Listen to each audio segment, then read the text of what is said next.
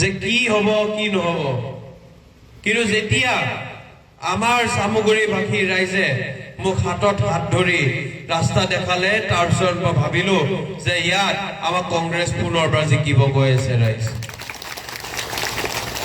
আমাৰ কংগ্ৰেছ জিকিব, প্ৰাৰ্থী যোনে হওক। মই কৈ আছিলো ন প্ৰত্যেক সভা সমিতিত, প্ৰাৰ্থী যোনে হওক, আমাৰ মেইন কামটো হৈছে যে আমি কংগ্ৰেছ জিকাব লাগিব। যোৱা বছৰৰ যেতিয়া আমি পঞ্চায়ত নিৰ্বাচনৰ পিছত আমি নতুন চামগুৰি ঘূৰি আছিলো, এই বছৰৰ ফেব্ৰুৱাৰী মাহ আহিলে, ফেব্ৰুৱাৰী মাহত আমাৰ যিমান প্ৰাৰ্থী হ'ব গোটেই অসমত কংগ্ৰেছৰ, আমি আবেদন দিব লাগিছিলে। ইয়াৰ পৰা বহুত মানুহ আমাৰ ৰাজীৱন গুৱাহাটী গৈছিলে। তাত আপোনালোকৰ দুৱা আশীৰ্বাদত মই মোৰ আবেদন এপ্লিকেশ্যন মই ৰাজীৱ ভৱনত দিলো, আৰু আমাৰ ঠিক ৰোজা মাহৰ মাজতে আমাৰ কংগ্ৰেছৰ প্ৰথমটো কেণ্ডিডেটৰ লিষ্ট ঘোষণা হ'ল। আৰু যেতিয়াই যোনদিনাখন আমাৰ লিষ্ট ঘোষণা হৈছে, যেনেকে আমাৰ ৰকিবুল হুছেইন ডাঙৰীয়া যেতিয়া ধুবুৰীৰ সাংসদৰ প্ৰাৰ্থী হৈছিলে, আমি ইফতাৰ কৰিব জাষ্ট লৈছো, সেইটো সময়তে আমাৰ ফেচবুকত নিউজত আহিছে আৰু ফোনো আহিছে যে আমাৰ ৰকিবুল হুছেইন ডাঙৰীয়া ধুবুৰীৰ সাংসদ প্ৰাৰ্থী আমাৰ কংগ্ৰেছৰ পিনৰ পৰা হৈছে।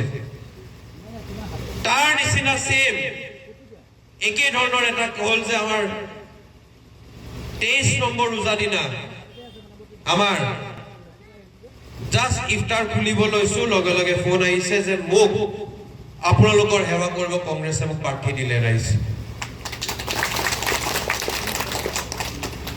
ইফতাৰ কৰিছো, ইফতাৰ কৰাৰ পিছত মগৰিবৰ নামাজ পঢ়ি পেলাই মই আপোনাক শুক্ৰিয়া আদায় কৰিছিলো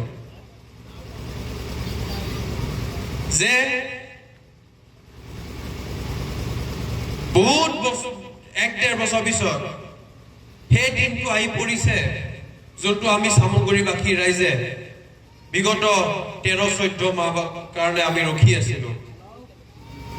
তাৰপিছত যেনেকে আমাৰ ৰকিবুল হুছেইন ডাঙৰীয়াই ধুবুৰীত যেতিয়া আমাৰ নিৰ্বাচন হৈছিলে, তাত নমিনেশ্যনৰ পিছত আমাৰ ইভিএমৰ নাম্বাৰ থাকে ন, ইভিএমৰ নাম্বাৰ আছিলে 3 নম্বৰ, আৰু এইবাৰ চামগুৰিতো আপোনালোকৰ ট্ৰাঞ্জেকশ্যনৰ নামো 3 নম্বৰত আছিল। ৰাইজ, যেতিয়া দেখা পালো যে তাত আমি ইফতাৰ খুলি থকা সময়ত টিকেট ঘোষণা হৈছে, আৰু ইয়াতো সেম হৈছে, এইবাৰ মই পুৰা ভাবি গৈছিলো যে ইয়াত আমি পুনৰবাৰ চামগুৰিত কংগ্ৰেছৰ পতাকা উৰিব। ৰাইজ, পতাকা উৰিব, আৰু সমূহ চামগুৰিবাসী ৰাইজ এইবাৰ একগোট হৈছে আমাক গৌৰৱ গগৈ ডাঙৰীয়াৰ নেতৃত্বত চৰকাৰ আনিবলৈ। কিন্তু মই এতিয়া চামগুৰি বিধায়ক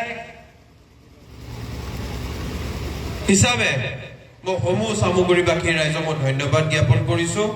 কিয় কাৰণে গোটেই অসমত হ'ব পাৰে যে আমাৰ সংখ্যা কম, কিন্তু এই যোনখিনি আমাৰ সংখ্যা আছে তাৰ ভিতৰতো আমাৰ চামগুৰি এজন হয়। ৰাইজ,